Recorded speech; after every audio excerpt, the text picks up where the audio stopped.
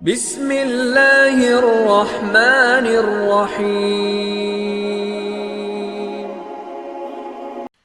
اعوذ باللہ من الشیطان الرجیم بسم اللہ الرحمن الرحیم واتخذ اللہ ابراہیم خلیلا صدق اللہ العظیم وصدق رسولہ النبی الکریم ان اللہ وملائکتہ یصلون علی النبی یا ایہا الذین آمنوا صلوا علیہ وسلموا تسلیما اللہم صلی علی سیدنا و مولانا محمد معدن الجود والکرم وآلہ وبارک وسلم۔ تمام تعریفیں حمد و ثنا اللہ تعالیٰ جل مجدہ الکریم کے لیے۔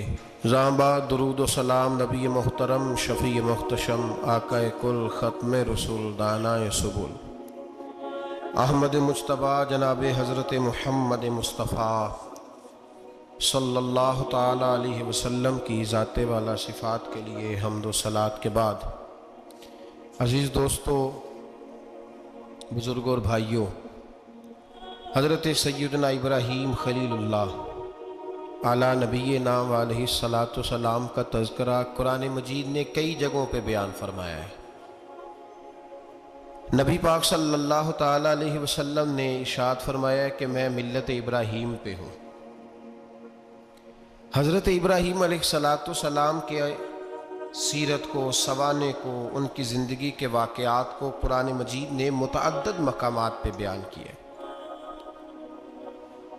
انبیاء کرام علیہ السلام 1,24,000 کم و بیش ہوئے، لیکن دین اسلام میں نبی پاک علیہ السلام کی امت میں جو مقام حضرت ابراہیم کا ہے وہ بس انہی کا ہے۔ ان کی زندگی ایک بڑی خوبصورت، بڑی منفرد اور مسلمانوں کے لیے بڑی اسوہ نور دینے والی زندگی ہے۔ نبی پاک صلی اللہ علیہ وسلم نے فرمایا میں اپنے باپ حضرت ابراہیم کی دعا بن کے دنیا میں آیا ہوں۔ اور پھر محبوب پاک سید عالم صلی اللہ تعالی علیہ وسلم نے اپنی امت میں بھی جناب ابراہیم کے طریقے کو جاری رکھا۔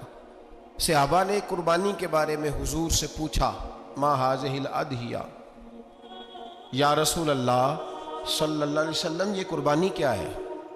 تو فرمایا سنت ابیکم ابراہیم، یہ تمہارے باپ حضرت ابراہیم کا طریقہ ہے، یہ تمہارے باپ حضرت، حالانکہ قربانی نبی پاک صلی اللہ علیہ وسلم کا بھی طریقہ ہے، لیکن فرمایا تمہارے باپ حضرت ابراہیم کے ذکر کو باقی رکھا۔ اللہم صلی علی محمد وعلی آل محمد کما صلیت علی ابراہیم وعلی آل ابراہیم، ان کے تذکرے کو باقی رکھا دین کے اندر۔ حضرت ابراہیم بڑی امتیازی شان والے نبی ہیں، بڑی امتیازی شان والے۔ رب کریم کا وہ دوست جس نے کوئی چیز بچا کے نہیں رکھی، ہر شے ہی اپنے رب کی بارگاہ میں پیش کر دی۔ چند چیزوں سے انسان کو بڑا پیار ہوتا ہے، گھر اسے بڑا پیارا ہوتا ہے۔ وہ بڑا خوبصورت ہوٹل، 5 سٹار ہوٹل میں رہا، وہ اسلام آباد گیا، کسی سفر پہ گیا تو بڑے اعلیٰ قسم کے اس کو کھانے ملے، بڑی چیزیں ملی، لیکن کبھی دائیں کروٹ کبھی بائیں کروٹ۔ تو ساتھ بیڈ پہ دوست تھا تو اس نے کہا صاحب سو جاؤ، تو اس نے کہا یار جو مزہ اپنے گھر میں سونے کا ہے وہ کسی اور جگہ تھوڑی ہے۔ گھر بڑا پیارا ہوتا ہے، انسان لگاؤ ہوتا ہے، جس بے تکلفی سے، سکون سے، آرام سے انسان اپنے گھر میں وقت بتاتا ہے، کہیں اور مشکل ہو جاتا ہے۔ دوسرا، انسان کو اولاد بڑی پیاری ہوتی ہے، بڑی عجیب شے، نہ ہو تب بھی بڑا دکھ ہے، اور ہونے کے بعد بھی اس کی بڑی آزمائشیں ہیں۔ یہ بڑی ایک میٹھی چیز ہے۔ اولاد ایک بڑا عجیب سا میوہ ہے، پتہ نہیں یہ کس انجیکشن کا نام ہے کہ چھاتی پر چڑھ جائے تو اللہ سکون عطا فرما دیتا ہے، پتہ نہیں کس ٹھنڈی دولت کا نام رب کریم نے اولاد رکھا ہے، بڑی پیاری ہوتی ہے اولاد۔ پھر تیسری چیز انسان کی اپنی جان ہے، اور یہ اتنی قیمتی شے ہے کہ اللہ کریم نے فرمایا کہ اگر تیری گردن پہ کوئی آدمی پستول رکھ کے تلوار تیرے گلے پہ رکھ کے کہے نا کہ رب کا انکار کر دے ورنہ مار دوں گا، تو فرمایا وقتی طور پہ میری ذات کا انکار کر پر جان بچا جا۔ اگر تو مرنے کے قریب ہو گیا ہے اور حرام شے کھائے بغیر تو بچ نہیں سکتا، مر جائے گا، تو فرمایا چل تو اس طرح کر، حرام کھا کے جان بچا۔ پر جان بچانا فرض ہے، ضروری ہے۔ وطن بڑا پیارا، اولاد بڑی پیاری، جان بڑی پیاری، پر حضرت ابراہیم سے رب کریم نے فرمایا چل ابراہیم کوئی چیز دے، تو کہا یا اللہ تینوں ہی تیرے نام پہ قربان کرتا ہوں، تیری ہوئی ساری، ہر شے تیری۔ حضرت ابراہیم نے دین کے لیے، آپ شہر بابل کے قریب پیدا ہوئے تھے، وہاں سے مصر آئے، مصر سے فلسطین آئے، اور فلسطین سے آ کر کے کعبہ آباد فرمایا۔ زندگی سفروں میں گزری، سفر ایک تکلیف والی چیز ہے، پر حضرت ابراہیم نے وطن چھوڑ دیا، گھر چھوڑ دیا۔ جان بڑی عزیز ہوتی ہے۔ اصل میں نا جب انسان جد و جہد کرتا ہے نا دین کے لیے، تو اس کے رستے میں بڑی چیزیں آتی ہیں، کبھی اولاد، کبھی گھر، کبھی باہر، کبھی حکومتیں، کبھی سیاستیں، کبھی چدراہٹیں، اس کے رستے میں بڑا کچھ آتا ہے اور اسے ہر چیز کو فیس کرنا پڑتا ہے۔ گھر کے اندر بھی جنگ ہوتی ہے اور گھر کے باہر بھی لڑائی ہوتی ہے، یہ آسان ہے ہی نہیں۔ ہم تو خیر ہتھیار چھوڑ کے پھینکنے والے لوگ ہیں، ہم بھولے بھالے لوگ ہیں، ہم کہتے ہیں میں نے تو کہا تھا مہندی نہ کرو، پر بیٹے نہیں مانے، بولے جو ہوئے۔ اسی طرح حالانکہ اگر وہ بیٹا کہے نا کہ ابا جی لاؤ زندگی میں سارا کچھ میرے نام کرو، تو پھر ہم بولے نہیں ہوتے، اور اس وقت ہم تیز ہوتے ہیں، کہتے ہیں یہ کیسے ہو سکتا ہے، ہاتھ کاٹ کے دے دوں۔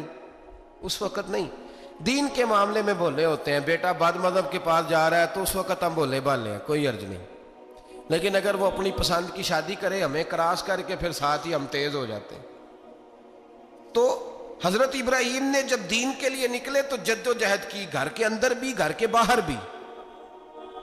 آپ کے والد کا نام طارق ہے، وہ توحید پرست تھے، ایماندار تھے، پرہیزگار تھے۔ آپ کے چچا کا نام آزر ہے، وہ بت پرست تھے، بت بیچا کرتے تھے۔ حضرت سیدنا ابراہیم علیہ السلام جب میدان عمل میں نکلے تو حضرت ابراہیم علیہ السلام نے اپنے گھر سے جہاد شروع کیا، لڑنا پڑا۔ گھر کے اصولوں سے، چچا نے جو رواج بنائے ہوئے تھے اس رواج سے ٹکرائے۔ فرمایا میں اپنے گھر کے اندر یہ بت پرستی نہیں ہونے دیں گا۔ چچا کو ایک دفعہ نہیں، بار بار 100 دفعہ سمجھایا۔ آپ کا چچا بت بنا کے بیچا کرتا تھا۔ حضرت ابراہیم علیہ السلام تھوڑے بڑے ہوئے تو کہنے لگا کہ چلو میرے ساتھ، تم بھی بت بیچنے ہیں، ہمارا کاروبار ہے۔ حضرت ابراہیم ساتھ نکلے تو بت پکڑا ہے، گندے پانی کے اندر اس بت کو ڈبوتے ہیں، کہتے ہیں کسی نے خریدنا ہے تو خرید لو، نہ یہ نفع دے سکتا ہے نہ نقصان دے سکتا ہے، جو اپنا آپ نہیں بچا سکتا تمہیں کیا بچائے گا، خریدنا ہے تو خرید لو۔ چچا کہنے لگا تو کاروبار چمکا رہا ہے کہ تباہ کر رہا ہے۔ گھر میں بڑے معاملات خراب ہوئے، جھگڑے ہوئے، لیکن حضرت ابراہیم علیہ السلام ایک منٹ کے لیے بھی اپنے گھر کے اندر بھی کمپرومائز کرنے کو تیار ہے۔ یہ تھوڑا مشکل میں نے پہلو چھیڑ دیا ہے، یہ تھوڑا مشکل پہلو چھیڑ دیا ہے۔ بڑا سمجھدار آدمی ہے پر بیوی سے پردہ نہیں کرا سکتا، سیانا ہے، پنچایت کا بندہ ہے، جو اس سے آپ کہیں گے وہ بات یہ سنائے گا، لیکن کہتا نہیں جی میں نے کوشش کر لی ہے۔ کس قسم کی کوشش ہے صاحب، یہ کیسے ہو گیا؟ حضرت ابراہیم علیہ السلام نے گھر کے اندر سے فرمایا نہیں کرنے دوں گا، گھر کے اندر بھی ٹکرائے، فرمایا تم جو بھی ہو پاش پاش کیا چچا کے اصولوں کو، اور باہر جب نکلے تو صرف علاقے کے چیئرمین سے نہیں ٹکرائے، ایم پی ایم این اے وزیر مشیر سے نہیں ٹکرائے، سپر پاور نمرود دنیا کا واحد حکمران تھا، اس وقت دوسرا کوئی حکمران ہی نہیں تھا، اکیلے حکمران سے جا کر ٹکرائے، کوئی ساتھ فوج نہیں تھی، کوئی ساتھ ان کے طاقت بظاہر دنیا داری کی کوئی نہیں تھی، پر حضرت ابراہیم جا کے ٹکرائے، اور میرے رسول پاک صلی اللہ علیہ وسلم نے سند بیان کی، فرمایا افضل الجہاد کلمۃ الحق عند سلطان الجابر، فرمایا سب سے افضل جہاد یہ ہے کہ تو ظالم بادشاہ کے سامنے کھڑے ہو کے حق بات بیان کر دے، یہ سب سے بڑا جہاد ہے، یہ سب سے افضل الجہاد کلمۃ الحق عند سلطان الجابر، سب سے بڑا جہاد۔ حضرت ابراہیم کھڑے ہو گئے، سپر پاور سے ٹکرائے۔ یہاں ہم لوگ حکمتوں کا شکار ہیں، دیکھیں گے، کریں گے، سوچیں گے، اور مولوی صاحب کو ویسے کہتے ہیں آپ پرہیز کریں سیاسی باتوں سے۔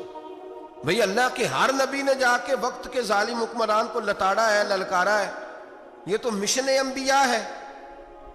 حضرت سیدنا ابراہیم علیہ السلام نے اس کو جا کے کہا کہ تو جھوٹ بولتا ہے، تو جھوٹا ہے، تو خدائی کا دعویٰ کرتا ہے، تو بہت بڑا ظالم ہے، اور قرآن مجید نے اس ساری بات کو بیان فرمایا۔ حضرت ابراہیم علیہ السلام سے کہنے لگا میں رب ہوں، تو آپ نے فرمایا میرا رب تو وہ ہے جو زندہ کرتا اور مارتا ہے۔ تو پھر آپ حق بات بیان کریں گے تو اللہ مارے گا کہ بندہ مارے گا؟ کچھ بھی نہیں ہوتا، کیونکہ زندگی موت کس کے ہاتھ میں ہے؟ اللہ کے ہاتھ میں۔ زندگی موت اللہ، کچھ بھی نہیں ہوتا۔ انسان صحیح سمت کا تعین کرے اور صحیح چلے۔ حضرت علی شیر خدا سے کسی نے کہا تھا کہ آپ کے بڑی دشمنی ہے، کوئی محافظ رکھ لیں۔ آپ فرمانے لگے موت خود بہت بڑی محافظ ہے، وقت سے پہلے آتی ہی نہیں، بڑی محافظ ہے، وقت سے پہلے۔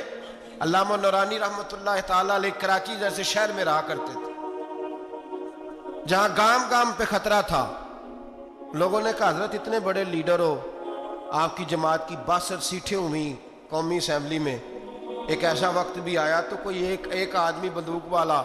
آپ فرمانے لگے مجھے ضرورت ہی نہیں، اس لیے کہ جس خدا رسول کے لیے میں نکلا ہوں وہ خود ہی حفاظت کرنے والے ہیں، ضرورت نہیں ان چیزوں۔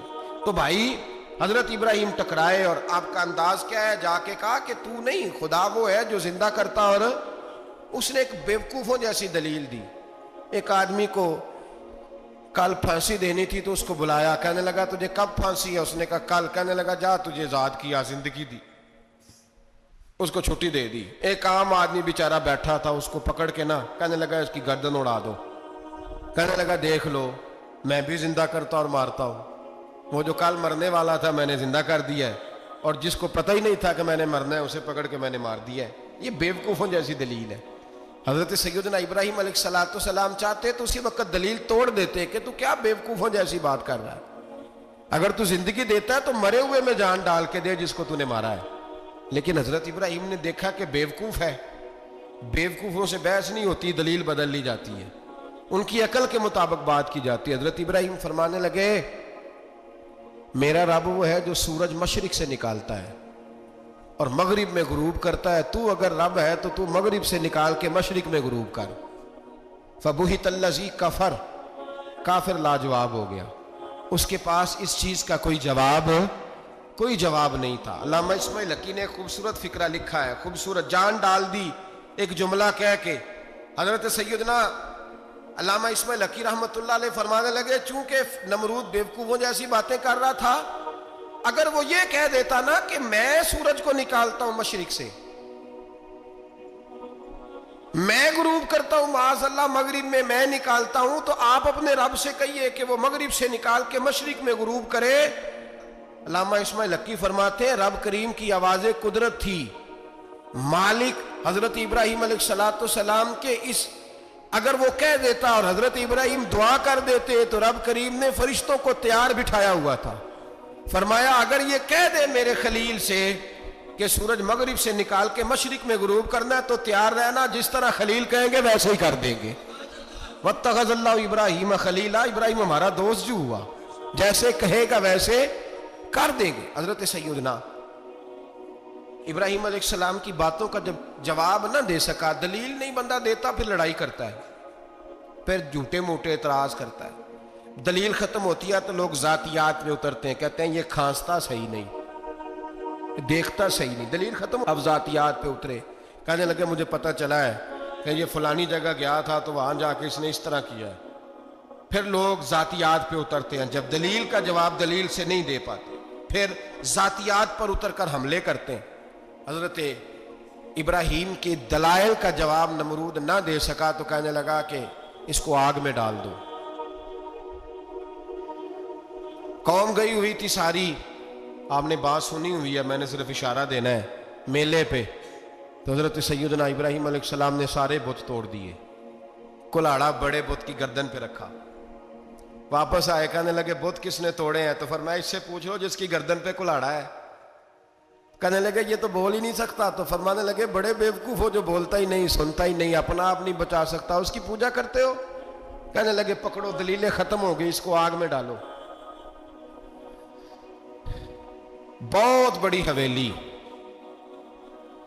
45 فٹ مربع پہ مشتمل ایک حویلی بنائی گئی اور 45 فٹ اونچی.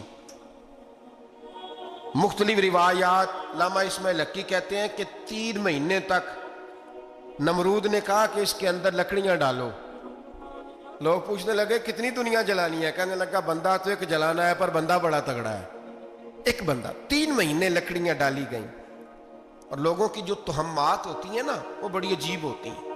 تہمات میں نے بڑی تفصیل سے رمضان المبارک میں گفتگو کی تھی. بدشگونی, تہمات لوگ لیتے ہیں. اس وقت بھی لوگ تہمات کا شکار ہو گئے. عقیدہ بگڑ جاتا ہے تو وہ عجیب و غریب باتیں کرنے لگتا ہے. تہمات کا شکار ہو گئے. بیبیاں نظر مانتی, میں بیمار ہوں, اگر صحیح ہو گئی تو اتنے من لکڑی دوں گی حضرت ابراہیم کی آگ جلانے کے لیے. ایک عورت لے کے جا رہی ہے لکڑیاں. ایک نیک دل آدمی نے اس سے پوچھا کہاں جا رہی ہو؟ کہنے لگی میں نے منت مانی تھی تو حضرت ابراہیم علیہ السلام کو معاذ اللہ جلانے کے لیے لکڑیاں لے کے جا رہی ہوں. تو وہ رب کریم کے بندے کہنے لگے تو ڈھونڈتی رہے گی, تجھے وہ جگہ ملے گی نہیں. وہ بی بی کئی مہینے گھومتی رہی, جگہ ہی نہیں ملی جہاں لکڑیاں ڈالنی. ماری گئی. تہمات کا شکار ہوئے بہت سارے لوگ. تہمات کا بھائی, تہمات دین کے اندر منع ہے. تہمات دین میں کوئی نظر ماننا, کوئی کسی بزرگ کے مزار پہ جا کے سالے ثواب کے لیے کوئی چیز ماننا, یہ تو درست ہوا. لیکن غیر شرعی نظریں مان لینا کہ میں آگ کے گرد چکر لگاؤں گا, میں جناب وہاں جا کے یہ والا تماشا کروں گا, میں دھاگا باندھوں گا, میں رسا کاٹوں گا, میں وہاں گندے اور سے پانی پیوں گا, ان کی شریعت اجازت, یہ تہمات ہیں, بدشگونی ہے. دین میں ان کی کوئی گنجائش. آپ نظر ماننے سے پہلے بھی کسی عالم سے رابطہ کریں کہ میں منت مانگنے لگا ہوں تو کیسے ماننی چاہیے, کا طریقہ پوچھیں. ایسے ہی غلط چیز کی منت تھوڑی مان لی جائے گی. بہرحال آمدام برسر مطلب حضرت ابراہیم کے لیے آگ جلائی گئی. 45 فٹ اونچی آگ ہے, پرندہ بھی اوپر سے گزرتا ہے تو نیچے گر جاتا ہے جل کے. اتنے دن لگا کے آگ جلائی گئی. اب حضرت ابراہیم کو جلایا جانے لگا ہے. یہاں تو موجیں ہیں نا, جو کسی ادارے کا سربراہ ہے اس کے لیے موج ہے, کسی جگہ آفیسر بن گیا تو موج ہے, پیر صاحب کے لیے موج ہے, علامہ صاحب کے لیے موج ہے, خطیب صاحب کے لیے موج ہے. جلنا کس کو پڑتا ہے؟ بحال ہی کوئی نہیں رہا الا ماشاء اللہ. وہ لوگ گزر گئے جو تکلیفیں سہ کے کام کرتے تھے, گزر گیا زمانہ. حضرت سیدنا ابراہیم علیہ السلام کو جلایا جانے لگا ہے تو اب اتنی بڑی آگ ہے تو ڈالے کیسے؟ شیطان نے تجویز دی کہ منجنیق بناؤ. منجنیق, بڑے بڑے بانس باندھ کے ان کے نیچے رسا باندھو. وہ جس طرح جھولنے کے لیے جھولا بنایا جاتا ہے, اس طرح ایک منجنیق پرانے زمانے میں اس میں پتھر رکھ کے پھینکے جاتے تھے دشمنوں پہ. وہ منجنیق بنائی گئی کہ دور سے حضرت ابراہیم کو پھینکیں گے. ہاتھ حضرت ابراہیم کے باندھ دیے, پاؤں مبارک باندھ دیے. پوری زمین پہ ایک نام لینے والا خدا کا, اور اس کو آج رسیوں میں جکڑا ہوا ہے. جب پھینکا جانے لگا نا آگ میں, حوریں رونے لگی, فرشتے تڑپنے لگے, اے اللہ یہ کیا ہونے لگا ہے؟ ایک تیرا خلیل اور وہ بھی آگ میں. فرمایا جاؤ جا کے اس سے کہو اگر تمہاری مدد لیتا ہے تو اسے بچاؤ. ہوا کا فرشتہ آیا, کہا ابراہیم اگر تو کہے. او بھائی, ان چیزوں کو کہانی سمجھ کے نہ سنا کریں, یہ داستان نہیں, یہ وہ طریقے ہیں جو ہمارے رسول نے ہمیں اپنانے کا حکم ارشاد فرمایا ہے. جو عقیدے, یہ وہ نظریات ہیں جو ہمیں اوڑھنے کو کہا گیا. اپنے رب کریم کی رضا پہ راضی رہنے کے یہ وہ خوبصورت مواقع ہیں صوفیاء نے جن کو بنا کر سمجھا کر ہم تک پہنچایا ہے. یہ ہے اہل طریقت کی باتیں. وہ کہتے ہیں یار جس حال میں رکھے راضی رہنا ہے. حضرت ابراہیم علیہ السلام کو پھینکا جا رہا ہے, فرشتہ آیا, اے اللہ کے خلیل اگر حکم دو تو اتنی ہوا چلاؤں کہ نمرودی جل جائیں سارے, آگ ان پہ پھینک دی جائے. آپ نے فرمایا تو جا, تجھ سے مجھے کوئی کام نہیں. تھوڑی دیر کے بعد پانی کا فرشتہ آیا, کہا حضور اتنی بارش برساؤں گا کہ آگ بجھ جائے گی. فرمایا تو جا, تجھ سے کوئی کام نہیں. اب جب منجنیق میں رکھ دیے گئے, آگ میں جانے کا لمحہ ہے, تیاری ہے, حضرت جبریل امین حاضر خدمت ہوئے. کہا ابراہیم کوئی حاجت؟ فرمایا تجھ سے کوئی نہیں. کہا چلو مجھ سے نہیں تو رب کریم سے ہی بات کر لو، مجھے پتا ہے میں چھوٹا ہوں، آپ مجھ سے مدد کیوں لو گے، رب کریم سے ہی بات کر لیں۔ تو حضرت ابراہیم کہنے لگے جبریل یہ بتا، رب کو نہیں پتا اس کا خلیل کس حال میں ہے؟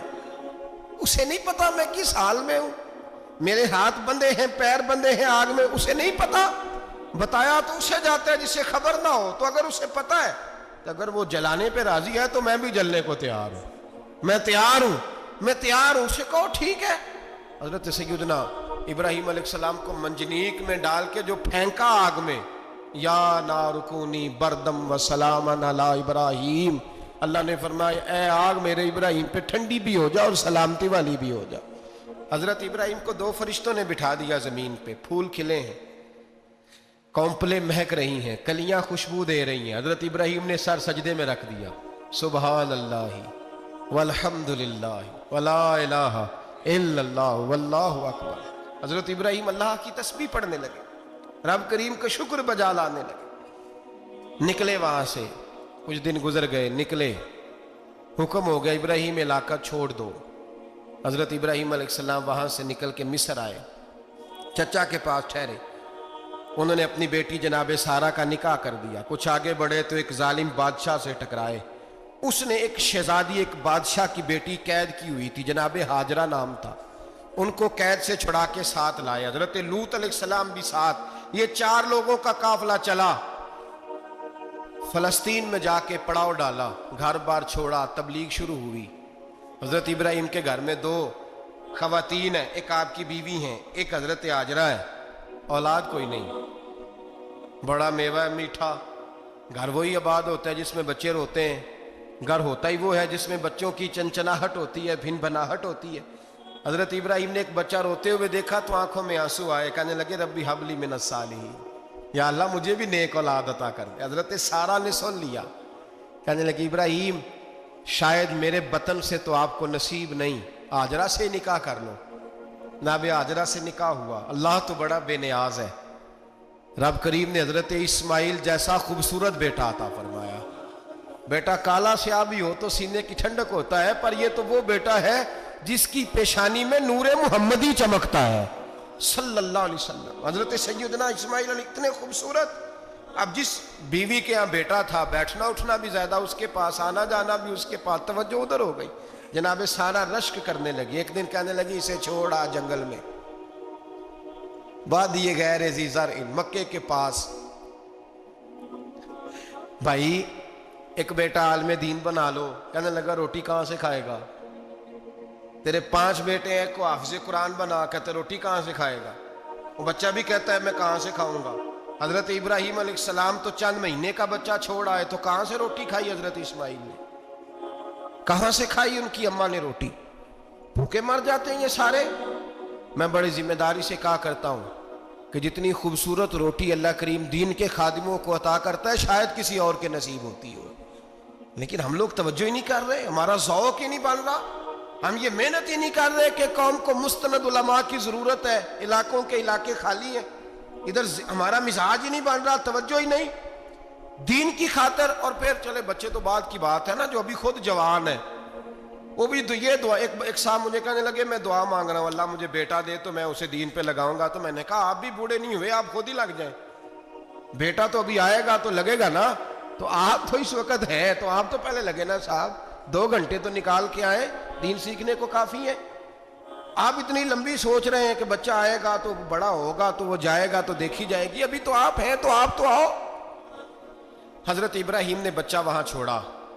یہاں سے جو عمرہ کرنے لوگ جاتے ہیں نا، جو حج کرنے جاتے ہیں، ان کو پتہ ہے کہ وہاں دنیا کی ہر نعمت ملتی ہے، پھر بھی ڈبل ٹرپل پیسے لوگ جیبوں میں ڈال کے جاتے ہیں۔ حضرت ابراہیم جب وہاں لے کے گئے تو کوئی انسان نہیں تھا، پانی کا قطرہ نہیں تھا، 2 کلو کھجوریں، ایک مشکیزہ، بیوی کو تھمایا۔ ہمارے گھر میں ہزاروں چیزیں پڑی ہیں، لیکن وہ جو توکل ہے نا وہ ختم ہو گیا ہے۔ اللہ دے گا، حلال حلال پہ قناعت کرے، جائز جائز پہ بھروسہ کرے، رب کریم عطا کرنے والا ہے، وہ مزاج ختم ہو گیا۔ حضرت سیدنا ابراہیم علیہ السلام 2 کلو کھجوریں، 1 مشکیزہ پانی کا دے کر کے، اور وہاں بٹھایا آپ نے اپنے بچے کو اور اپنی زوجہ جناب ہاجرہ کو اور بٹھا کر کے یہ واپس پلٹنے لگے تو حضرت ہاجرہ سلام اللہ علیہ نے آواز دی، کہا ابراہیم کس کے سہارے پہ چھوڑ کے جا رہے ہیں؟ جہاں آب زمزم کا کنواں ہے نا، جو لوگ گئے ہیں جنہوں نے صفا مروہ کی صحیح کی ہے، صفا مروہ سے باہر نکلے نا، سرکار کی ولادت کا مقام ہے، اس جگہ پہ آب زمزم کا کنواں تھا، وہاں حضرت سیدنا ہاجرہ کو بٹھایا، کوئی چیز نہیں، کوئی درخت نہیں، کوئی کھیت نہیں، کوئی پانی نہیں، کوئی کنواں نہیں، وہاں بٹھایا اور بٹھا کر کے نکلنے لگے تو جناب ہاجرہ فرمانے لگی ابراہیم کس کے سہارے پہ چھوڑ کے جا رہے ہو؟ کہنے لگے اللہ کے سہارے پہ۔ تو پاک باز بی بی نے ایک لفظ پوچھا، کہا ابراہیم یہ میرے رب کا حکم ہے؟ یہ میرے بس جن کا عقیدہ توحید مضبوط ہو ان کے لیے ایک جملہ کافی ہوتا ہے، یہ میرے اللہ کا حکم ہے؟ تو جناب ابراہیم علیہ السلام فرمانے لگے ہاجرہ ہاں رب کا حکم ہے۔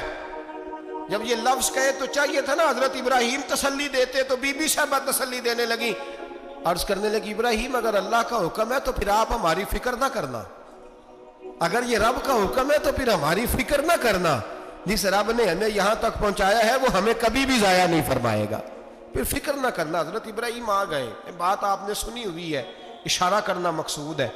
13 سال میں چلے مان بھی لیا جائے بعض روایات کی روشنی میں کہ آتے جاتے بھی رہے، لیکن مکمل دیکھ بھال اپنے بچے کی پرورش میں پورا حضرت ابراہیم علیہ السلام کا کردار، سارا کردار ماں کا تھا۔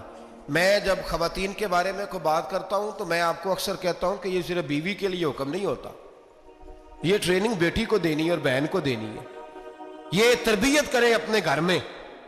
میں تجربے کی روشنی میں یہ بات عرض کیا کرتا ہوں کہ بھائی بچے باپ کے فرما بردار اس وقت ہوتے ہیں جب اماں انہیں باپ کا فرما بردار کرتی ہے، اور بچے باپ کے نافرمان بھی تب ہوتے ہیں جب اماں انہیں باپ کا۔ میں نے اپنے کانوں سے سنا ایک دفعہ ایک بچہ اپنے باپ سے کہہ رہا ہے آپ نے تو ساری زندگی باہر گزار دی، پیسے کمانا کون سا مشکل کام ہے، دکھ سکھ تو سارے اماں نے برداشت کیے، سکولوں میں وہ جاتی تھی، فلانا کام وہ کرتی تھی، فلانا کام۔ اب یہ سوچ اس کی ذاتی تو نہیں، یہ اس کو دی گئی ہے، اور اگر اس کو یہ سوچ دے دی جائے کہ اماں کہے کہ میں تو اپنوں میں رہی ساری زندگی، میں نے تو اپنوں میں وقت گزارا، اور تیرا باپ تو کئی دفعہ جنازے بھی نہیں پڑھ سکا، اس نے تو ماں باپ ایسے دفن کر دیے، وہ اگر یہ سوچ فراہم کرے تو پھر بچہ باپ کا فرما بردار ہوتا ہے۔ اور یہ والی روایتیں ہم بیوی کو سناتے ہیں، حالانکہ کس کو سنانی چاہیے؟ بولیے، بہن اور بیٹی کو، بہن اور بیٹی کو سنائیں یہ باتیں، ان کو سمجھائیں تاکہ آگے جا کے وہ جو گھر ترتیب دیں وہ گھر بڑا عمدہ اور نکھرا ہوا ہو۔ حضرت سیدنا ابراہیم 13 سال کے بعد آئے، چونکہ گھر میں اللہ تبارک و تعالیٰ کی دوستی کا چرچا تھا، اللہ تبارک و تعالیٰ کی محبوبیت کا غلبہ تھا۔ 13 سال کے بعد فلما بالغ معہ السعی، بیٹا جب اتنا بڑا ہوا کہ سال چلنے لگا تو حضرت ابراہیم نے اپنے بیٹے کو بلا کے کہا بیٹا مجھے خواب آئی ہے، میں تجھے ذبح کر رہا ہوں، تیری کیا رضا ہے؟ تو حضرت اسماعیل کہنے لگے یا ابت افعل ما تؤمر، ابا جی اللہ جیسے حکم دیتا ہے میرے ساتھ ویسے ہی کریں، جیسے اللہ حکم دیتا ہے ویسے ہی، بولیے، ویسے ہی کریں۔ حضرت ہاجرہ کو کہا کہ ایک دوست نے دعوت کی ہے تو وہاں جا رہے ہیں، بی بی مطمئن ہے، تفصیلات کی ضرورت نہیں، ختم بات، اعتبار ہے، مطمئن ہو گئی۔ شیطان پیچھے سے آیا اماں کے پاس، ذرا تھوڑی دیر کے لیے تصور جمائیے، یہاں تو پڑوسن آ کے کوئی بات بتا دیتی ہے خاوند کے بارے میں تو کئی مہینے جھگڑا جاری رہتا ہے، پڑوسن محلے دار۔ شیطان نے آ کے بتایا لفظ کیا ہے؟ کہا حضرہ تمہیں پتہ ہے کہاں جا رہے ہیں؟ کہا دوست کی دعوت میں۔ تو کہنے لگے دوست کون ہے؟ رب کریم، اور ابراہیم کا خیال ہے کہ اس رب نے مجھے حکم دیا ہے کہ میں ذبح کروں۔ تو حضرت ہاجرہ کہنے لگی کبھی باپ بھی بیٹے ذبح کرتے ہیں؟ شیطان کہنے لگا ان کا خیال ہے کہ ان کے رب نے حکم دیا ہے۔ جناب ہاجرہ فرمانے لگی اگر رب نے حکم دیا تو پھر تو مجھے شیطان لگتا ہے، تو مجھے شیطان لگتا ہے۔ کہا کیا مطلب؟ فرمانے لگی اگر رب کریم کا حکم ہے تو میرے پاس ایک اسماعیل ہے، اگر 1000 بھی ہوتے میں سارے اللہ کے راستے میں پیش کر دے دیتی، مالک کا ہی تو ہے سارا کچھ، اسی کا ہے، اس میں لیت اللہ کی کیا گنجائش؟ حضرت سیدنا ابراہیم علیہ السلام نے بیٹے کے حلق پہ چھری رکھ بھی دی اور چھری چلا بھی دی، رکھ بھی دی اور وہ تو اللہ کریم نے فرمایا یا ابراہیم قد صدقت الرؤیا، ابراہیم تو نے خواب سچا کر دکھایا، وہ قیامت تک تیرا نام رہے گا۔ حضرت ابراہیم نے وطن بھی دیا، جان بھی دی، بیٹا بھی، اللہ کریم نے دمبے دیے، فرمایا یہ فدیہ ہے۔ اب یہ قربانی قیامت تک حضرت ابراہیم کے طریقے کے مطابق جاری ہے۔ حضرت ابراہیم بہت بڑے مہمان نواز تھے، بہت بڑے۔ آپ جب مصر میں قیام تھا تو بڑے بڑے لمبے چوڑے لنگر پکتے تھے، لوگ آیا جایا کرتے تھے، بڑا تفصیل کے ساتھ کھانا ہوتا تھا۔ مہمان نوازی آپ کی خاص صفت مبارکہ ہے۔ ہمارے ہاں بھی مہمان نوازی ہوتی ہے امیروں کی، بلکہ اب تو مہمان نوازی اس طرح کی ہے کہ کل تیری میرے پاس دعوت ہے اور پرسوں میری تیرے پاس ہے۔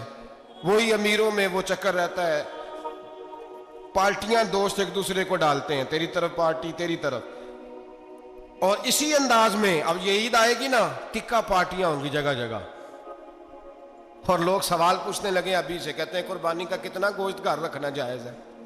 قربانی کا کتنا گوشت گھر رکھنا جائز ہے؟ سارا ہی جی، اس لیے فریزر لے لے، فریج سے نہیں کام چلے گا، سارا ہی جہاز گھر رکھنا سارا ہی جائز ہے، رکھ لے۔ او خدا کے بندے، قربانی وہ بندہ دیتا ہے جو سارا سال ہی گوشت کھاتا ہے، صحیح کہہ رہا ہوں؟ قربانی صاحب نصاب، صاحب استطاعت بندہ دیتا ہے نا، تو وہ سارا سال ہی گوشت، تو سارا گھر میں رکھنا بھی جائز ہے، لیکن سارا دے دینا بھی، تو جو آ رہی ہے اس پہ کیوں توجہ کرتے ہو؟ جو دوسرا جائز ہے اس پہ کیوں نہیں عمل کرتے؟ سارا تقسیم کر دیں، بات ختم ہوئی۔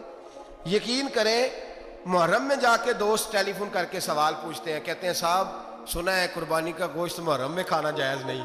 میں کہ نہیں، ربیع الاول چ بھی جائز جے، رجب رمضان تک کھاؤ، کوئی بندہ نہیں منع کرتا، اس لیے کہ کسی کو دینا تو پسند ہی نہیں، یا پھر اس میں سے جو خاص چیزیں ہیں وہ اپنی فریج میں، اور باقی جو ہے وہ دوسروں کے لیے۔ یہ کیا طریقہ ہے ہمارا؟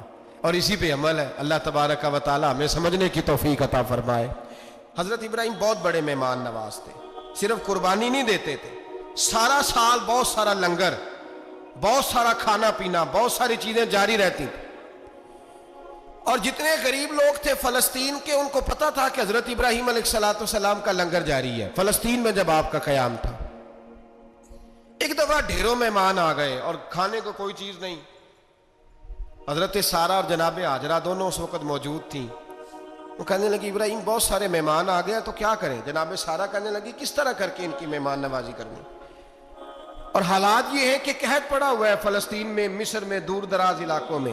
تو حضرت ابراہیم کہنے لگے یہ اللہ کے مہمان ہیں اور ہمیں رب کریم کا بندہ سمجھ کے آ گئے ہیں، اللہ ہی بندوبست کرے گا۔ فرمانے لگے میرا مصر میں ایک دوست ہے، وہ قحط کے دنوں میں غلہ جمع کر لیتا ہے، میں اس کی طرف پیغام بھیجتا ہوں، مجھے امید ہے وہاں سے غلہ ملے گا۔ 2 3 5 اونٹ والے غلام بلائے اور ان کو کہا کہ جاؤ غلہ لے آؤ مصر کے دوست سے۔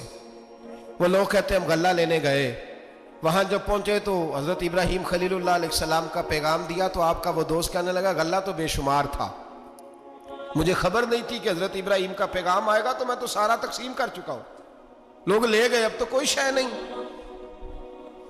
اب وہ خالی آ گئے، 5 کے 5 اونٹ۔ جب خالی آئے تو حضرت ابراہیم کی حویلی کی دیواریں چھوٹی چھوٹی تھیں، ان غلاموں میں سے، خادموں میں سے، آپ کے ان چاہنے والوں میں سے ایک کہنے لگا یار وہ غریب تو انتظار کر رہے ہوں گے کہ غلہ لینے گئے ہیں، ہمیں روٹی ملے گی۔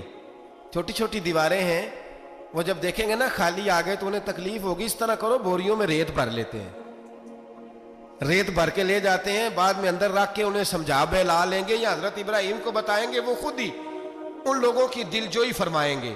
اب غلہ کی جگہ ریت بھر کے اونٹوں پہ رکھ کے لائی گئی، لا کے بوریاں جب رکھ دی گئیں، حضرت ابراہیم علیہ السلام دوپہر کے وقت آرام فرما رہے تھے، بی بی سارہ اٹھی، کہتی ہیں جب میں نے دیکھا نا کہ بوریاں پہنچ گئی ہیں تو گئی، غلام کو ساتھ لیا اور اس کو جب کھولا نا تو کہتی اتنی حسین گندم میں نے پہلے کبھی دیکھی نہیں تھی، اتنا پیارا دانہ میں نے کبھی ملاحظہ ہی نہیں کیا تھا۔ فرماتی ہیں جب اس کو پیس کر چکی میں روٹیاں پکائیں تو خوشبو دور دور تک پھیل گئی، اعلیٰ غذا بنی، بڑے بڑے کھانے بیویوں نے مل کے پکائے، چن دیے گئے۔ حضرت ابراہیم اٹھے تو لوگ کھانا کھا رہے ہیں، سجدہ شکر ادا کیا، اور جب سجدے میں گئے تو وہی آنے لگے، پھر رونے لگے، جب پلٹ کر باہر تشریف لائے تو جناب سارا کہنے لگی ابراہیم تمہارا مصری یار بڑا اچھا ہے، اس نے اتنی اعلیٰ گندم بھیجی ہے کہ اتنی تو میں نے پیاری گندم کبھی دیکھی نہیں۔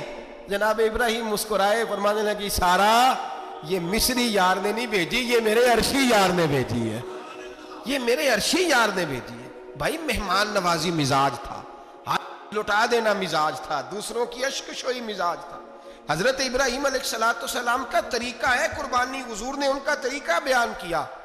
اگر سال کے بعد قربانی دینا ان کا طریقہ ہے تو سارا سال غریبوں کو روٹی دینا بھی حضرت ابراہیم کا طریقہ ہے، سارا سال غریب کی نوکری کرنا یہ بھی حضرت ابراہیم کا طریقہ ہے، بھوکے کو کھانا کھلانا یہ بھی۔ میرے مصطفیٰ کریم سید عالم صلی اللہ علیہ وسلم سے صحابہ نے پوچھا حضور بہترین مسلمان کون ہے؟ بہترین مسلمان؟ تو حضور نے فرمایا جو سلام لینے میں پہل کرے اور غریب کو روٹی کھلانے میں سب سے اچھا ہو، وہ بہترین مسلمان ہے، زبردست مسلمان۔ ہمارے ہاں دعوتیں ہوتی ہیں تو امیروں کی، افطاریاں ہیں تو امیروں کی، اور میرے مصطفیٰ کریم علیہ السلام نے فرمایا بدترین دعوت ہے جس میں امیر بلائے جائے غریب نہ بلائے جائے، وہ بدترین دعوت۔ حضرت ابراہیم کا طریقہ رہا ساری زندگی مہمان نوازی۔ اور دوسرا ان کا مزاج تھا، اللہ سے پیار ہو گیا تھا نا، جب رب کریم سے محبت ہوتی ہے نا اور محبت کا احساس ہوتا ہے دل میں، پھر سجدے لمبے ہوتے ہیں۔ عام آدمی تو نماز بھی نہیں پڑھ سکتا، اسے خدا سے محبت ہوتی ہے وہ تہجد بھی نہیں چھوڑ سکتا۔ وہ یہ محبت کی بات ہے نا، جس کو پیار ہوتا ہے اس کی تہجد بھی ہے، اس کی اشراق بھی ہے، چاشت بھی ہے، اس کے عمرے بھی ہیں، اس کے حج بھی ہیں، اس کے بار بار کعبۃ اللہ کے دیدار بھی ہیں۔ یہ محبت الہی ہے، جوش مارتی۔ ان لوگ سجدہ کرتے ہیں تو اٹھتے ہی نہیں، اللہ کے بندوں سے پیار کرتے ہیں اللہ کی۔ حضرت ابراہیم کو رب کریم سے اتنی محبت تھی، اتنا پیار تھا کہ وہ آپ کی زندگی کے ہر پہلو سے چھلکتا تھا۔ ایک وقت ایسا آیا کہ اللہ تعالیٰ نے حضرت ابراہیم کو بہت زیادہ مال عطا فرمایا، اتنے اونٹ گنے نہیں جاتے، گائیں اتنی زیادہ کہ شمار نہیں ہوتی، بکرے بکریاں اتنی زیادہ کہ شمار، بہت زیادہ مال اللہ نے عطا فرمایا۔ اور ابھی کچھ عرصہ پہلے آپ پیچھے جائیں نا تو جو لفظ مال تھا وہ روپے پہ تو بولا ہی نہیں جاتا تھا، وہ جانوروں پہ بولا جاتا تھا۔ بہت زیادہ مال اللہ نے دیا، بکریاں گائیں اونٹ بیل بڑا کچھ۔ تو رب کریم نے فرشتوں سے فرمایا کہ واتخذ اللہ ابراہیم خلیلا، ابراہیم میرا دوست ہے۔ تو فرشتے کہنے لگے یا اللہ جسے اتنا کچھ دیا جائے اس نے دوست تو بننا ہی ہوتا ہے، تو نوازا ہی بڑا ہے، اتنا مال، اتنے کھیت کھلیان، اتنا کچھ۔ اللہ کریم نے فرمایا جاؤ آزمائش کر لو، امتحان لے لو۔ فرشتہ امتحان لینے پہنچ گیا۔ حضرت ابراہیم کے جانور چر رہے ہیں چراگاہ میں، حضرت ابراہیم بھی ہیں، غلام بھی ہیں، بہت بڑا ریوڑ ہے، آپ تشریف فرمائیں۔ ایک فرشتہ آیا تو کھیت میں چھپ کے بیٹھ گیا اور بلند آواز سے کہنے لگا سبحان اللہ والحمد للہ ولا الہ الا اللہ واللہ۔ یہ تسبیح بڑی پسند ہے، محبوب نے ان کی فضیلت بیان کی۔ اب وہ حضرت سیدنا ابراہیم علیہ السلام کھڑے تھے تو وہ کھیت میں بیٹھ کے تسبیح پڑھنے لگا سبحان اللہ والحمد للہ ولا الہ الا اللہ۔ حضرت ابراہیم کہنے لگے یہ میرے رب کا نام کون لے رہا ہے؟ بڑی اس کی میٹھی آواز ہے، بڑی، کون ہے؟ ڈھونڈنے لگے، گھومتے گھومتے اس کے پاس چلے گئے، فرشتہ انسانی شکل میں۔ تو میرے رب کا ذکر کر رہا تھا؟ اس نے کہا میں ہی کر رہا تھا۔ فرمانے لگے یار ایک دفعہ پھر نہیں کرتا؟ تو کہنے لگا ابراہیم پہلے تو میں اپنی مرضی سے کر رہا تھا، تو کہتا ہے تو پیسے لگیں گے، پیسے ہیں تو کر دیتا ہوں۔ حضرت ابراہیم کہنے لگے بول تو کیا لے گا؟ میرے اللہ کا ذکر سنانے کا کیا لے گا؟ کہنے لگا جتنی بکریاں آپ چرا رہے ہیں ساری دے دے تو میں اللہ کا ذکر سنا دیتا ہوں۔ اور آپ نے فرمایا بس جا تیری ساری ہوئی، میرے رب کا ذکر سنا۔ اور پھر شروع ہو گیا سبحان اللہ الحمدللہ ولا الہ الا اللہ واللہ اکبر۔ حضرت ابراہیم علیہ السلام کیف میں، یار پھر ذرا سنا، نہ علماں وچ پھسا سانو، تو یار دی گل سنا سانو، ذرا دوبارہ سنا۔ پھر سنایا، ایک دفعہ پھر کہا، فرشتہ کہنے لگا بس جی آپ کے پیسے پورے ہو گئے۔ حضرت ابراہیم کہنے لگے چل ایک دفعہ اور سنا۔ کہنے لگا پیسے لگیں گے، تو کیا لے گا؟ کہنے لگا گائیں بھینسیں ساری میری۔ فرمایا بس یار اتنی قیمت، تو سنا صحیح، سارا کچھ ہی تیرا۔ پھر شروع ہو گیا سبحان اللہ والحمدللہ ولا الہ الا اللہ واللہ اکبر۔ گائیں دے دیں، بھینسیں دے دیں، وہ ذکر سناتا ہے۔ حضرت ابراہیم کبھی مچلتے ہیں، کبھی روتے ہیں، کبھی آہیں بھرتے ہیں، تو میرے رب کا نام لے رہا ہے، ذرا پھر سے لے۔ کیف جاری ہے، کہنے لگا بس بھائی۔ حضرت ابراہیم فرمانے لگے تو اور لے لے جو لینا ہے، مجھے ذکر سنا۔ اس نے کہا ابراہیم بکریاں میں لے چکا، گائے بھینسے میں لے چکا، اونٹ رہ گئے، سارے لے لوں گا پھر ذکر سناؤں گا۔ فرمایا جا تیرا ہوا تو ذکر سناتا رہ، میں دیتا ہوں۔ دے دیا، کچھ دیر ذکر کیا تو اب خاموش ہو گیا۔ حضرت ابراہیم خلیل اللہ علیہ السلام فرمانے لگے ذکر سنا۔ کہنے لگا ابراہیم اب تیرے پاس دینے کو کیا ہے، ہر چیز تو میں لے چکا۔ آپ فرمانے لگے یہ گائے بھینسے بکریاں چرانے کے لیے تجھے کوئی نوکر ملازم بھی تو چاہیے نا، تو اس طرح کر مجھے رکھ لے، میں روٹی نہیں مانگوں گا، کھانا نہیں مانگوں گا، تو اللہ کا ذکر سناتا رہنا، میں تیرے جانوروں کی نوکری کرتا رہوں گا۔ حضرت ابراہیم علیہ السلام نے جب یہ کہا نا، فرشتے کی آنکھوں میں آنسو آ گئے۔ تر دامنی پہ شیخ ہماری نہ جائیے، ہم دامن نچوڑ دیں تو فرشتے وضو کریں۔ فرشتہ رو پڑا اور کہنے لگا ابراہیم مجھے سینے سے لگاؤ، آپ واقعی اس قابل ہے کہ اللہ آپ کو اپنا دوست بنائے، واقعی اس قابل ہے کہ رب آپ کو اپنا۔ حضرت ابراہیم علیہ السلام کا خدا سے محبت کرنے کا نرالا انداز، اور میرے بھائی یہی محبت انہیں میرے مصطفیٰ سے بھی تھی۔ ایک نبی گھر بنا رہا ہے، دوسرا بنوا رہا ہے۔ حضرت اسماعیل علیہ السلام پتھر اٹھا اٹھا کے لا رہے ہیں، جناب ابراہیم بنا رہے ہیں۔ جب خانہ کعبہ بن گیا تو کہنے لگے ربنا وابعث فیہم رسولا، اے اللہ اب اسے بسانے کے لیے اپنا آخری رسول بھی عطا فرما۔ نبی پاک فرماتے ہیں میں دعا ہوں حضرت ابراہیم کی۔ یہ قربانی حضرت ابراہیم کا طریقہ ہے۔ حضور نے اگرچہ نبی پاک کی اپنی سنت تھی، یہ بھی کہہ سکتے تھے سنتی و سنت ابیکم ابراہیم، میری سنت ہے اور تمہارے باپ ابراہیم کی سنت ہے، یہ نہیں فرمایا۔ جب صحابہ نے کہا قربانی کیا ہے، فرمایا سنت ابیکم ابراہیم، یہ تمہارے باپ ابراہیم کی سنت ہے۔ ہر صاحب نصاب پر قربانی واجب ہے، جو زکوٰۃ کا نصاب رکھتا ہو اس پر قربانی واجب ہے، یعنی ضروریات سے زیادہ اتنے پیسے جتنے پیسوں سے زکوٰۃ فرض ہوتی ہے، اتنے پیسے جس آدمی کے پاس قربانی سے پہلے پہلے آ جائیں اس آدمی پر قربانی کرنا واجب ہے۔ بکرا، چھترا، دمبا 1 سال کا، یا دمبا 6 مہینے کا ہو پر اتنا بڑا محسوس ہوتا ہو کہ لگے کہ 1 سال کا ہے، اس کی قربانی ہو سکتی ہے۔ جانور میں کوئی عیب نہیں ہونا چاہیے، اتنا کمزور نہ ہو کہ ذبح جہاں اسے کرنا ہے وہاں وہ چل کے جا نہ سکے، اتنا کمزور جانور نہ ہو، اس کے اندر بظاہر کوئی اتنا بڑا نقص نہ پایا جاتا ہو، کانا نہ ہو، لنگڑا نہ ہو، کوئی اس کی ہاتھ نہ کٹے ہوئے ہوں، ایسا نقص جو واضح ہو۔ بکرا 1 سال کا، گائیں اور بھینس یہ 2 سال کی، اونٹ 5 سال کا۔ اب اس میں یہ ہے کہ ہمارے بہت سارے دوست چونکہ ہم دیہاتی لوگ ہیں تو پوچھتے ہیں کہ دوندا نہیں ہے تو چوگا نہیں ہے، تو یہ ہماری پنجابی کی اصطلاحات ہیں، پنجابی کی۔ شریعت اسلامیہ نے سال بتائے ہیں، یہ تو ہم نے اپنی آسانی کے لیے، یا دیہاتوں میں جو ماحول تھا اس طرح کا جانور لیں، خوبصورت جانور لیں۔ جو نصاب ہے وہ بھی میں نے آپ کو بتایا، لیکن ایک اور پہلو بھی ہے، نبی پاک صلی اللہ علیہ وسلم پہ زکوٰۃ کبھی فرض نہیں ہوئی، کبھی حضور پہ زکوٰۃ فرض نہیں ہوئی۔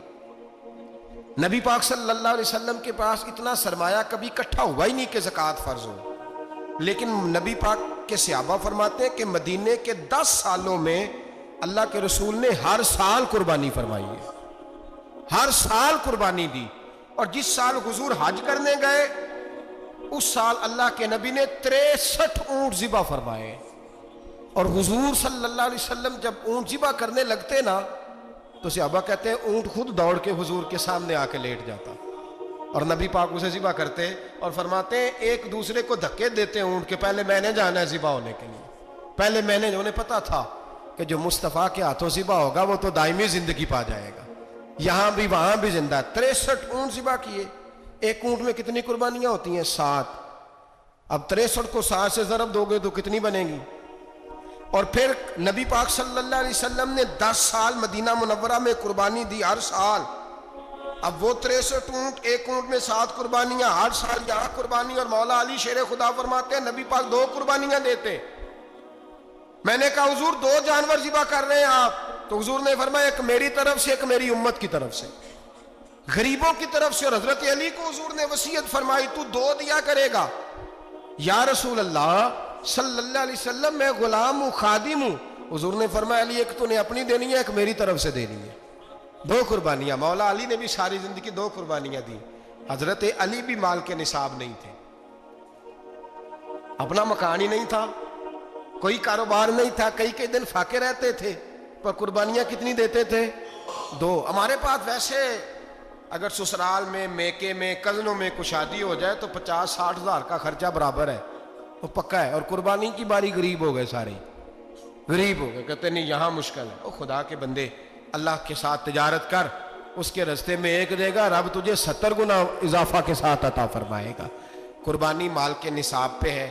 کوشش کیا کریں کہ اللہ کے رستے میں جب دینا ہو پھر لیت اللہ سے بچیں، خوبصورت جانور لائیں۔ جن کو اللہ نے توفیق دی ہے ان کے لیے نصیحت ہے، جن کو اللہ نے توفیق دی۔ میں نے اپنے حضرت صاحب کو دیکھا ہے، وہ کہتے تھے کئی جانور اللہ نے بڑا نوازا ہے، کہتے ایک میرا ہے، ایک میرے ماں کا، ایک میرے باپ کا ہے، ایک میرے فلاں استاد صاحب کا، ایک میرے پیر صاحب کا ہے۔ یہ جانور غوث اعظم جیلانی کا نام کا دے رہا ہوں۔ اور پھر ایک بڑا خوبصورت جانور بندھا ہوتا اور حضرت خود ان کو چارہ ڈال رہے ہوتے، تو حضور یہ کیا ہے؟ فرمانے لگے یہ میں رسول اللہ کے نام پہ قربان کروں گا، یہ نبی پاک کے نام پر قربان کیا جائے گا۔ جن کو اللہ نے حیثیت دی ہے وہ کوشش کریں اپنے محبوب کی طرف سے بھی قربانی کریں، نبی پاک کے نام کی قربانی دے، خوبصورت سا جانور پیارا، پھر اس کی خدمت ہو، پھر اس کی قربانی دی جائے اور نبی پاک کے نام پر قربانی دی جائے۔ حضور نے خود وصیت فرمائی حضرت ابو بکر صدیق کو، قربانی بڑا حسین عمل ہے، اور میرے نبی پاک صلی اللہ علیہ وسلم نے ناراضگی بھی فرمائی، ذرا خوگر حمد سے تھوڑا سا گلا بھی سن لے۔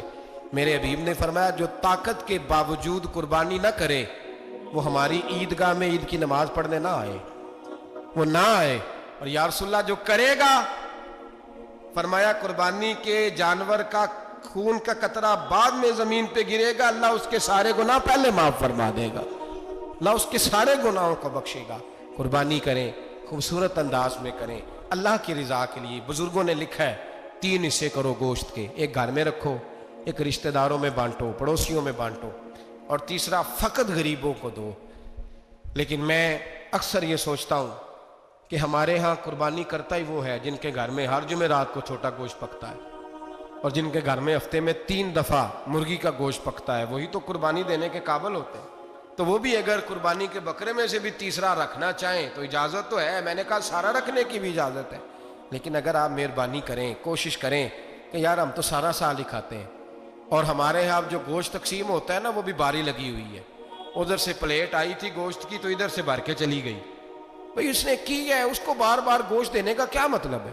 آپ یہ دیکھیں عزیزوں میں، رشتہ داروں میں، اور میں اگر تھوڑا سا آپ کی توجہ کرانے میں کامیاب ہو جاؤں تو سفید پوش لوگوں کو دیکھیں، کچھ سفید پوش ہیں، سفید پوش جن کے اوپر قرضے ہیں، بیماریوں نے جکڑ لیا ہے، گھر میں بڑے بڑے سخت مریض آ گئے ہیں، سفید پوش پہلے دیا کرتے تھے۔ آپ ان سے پوچھتے ہیں صاحب قربانی، تو بات کو ٹالتے ہیں، وہ کہتے ہیں سوچ رہا ہوں کوئی حصہ ڈال جائے، پردہ پوشی کرتے ہیں، کہتے ہیں کہیں حصہ رکھا ہوا، پردہ پوش۔ اکثر وہ لوگ قربانی نہیں دے پاتے، اکثر دیا کرتے تھے اب نہیں دے پا رہے، کیوں؟ اس لیے کہ مشکلات ایسی آ گئیں۔ ان لوگوں کا خیال کریں، ان کے گھروں تک گوشت پہنچا کے آئیں، ان پر توجہ کریں۔ وہ سفید پوش آدمی کبھی ذکر نہیں کرے گا، کچھ تو ایسے ہیں جو خود پہنچ جاتے ہیں کہ ہمیں گوشت دیا جائے، لیکن کچھ سفید پوش ہیں لا یسألون الناس الحافا، اللہ فرماتے کچھ لوگ لپٹ لپٹ کے سوال نہیں کرتے، سفید پوشی کا بھرم رکھتے ہیں، کا مزاج نہیں۔ ان کی طرف دیکھیں، اپنے رشتہ داروں کو دیکھیں، خاص کر ان رشتہ داروں کو دیکھیں جن کا آپ کو پتہ ہے کہ غریب ہیں، مجبور ہیں، ان کے گھروں میں گوشت بھیجیں۔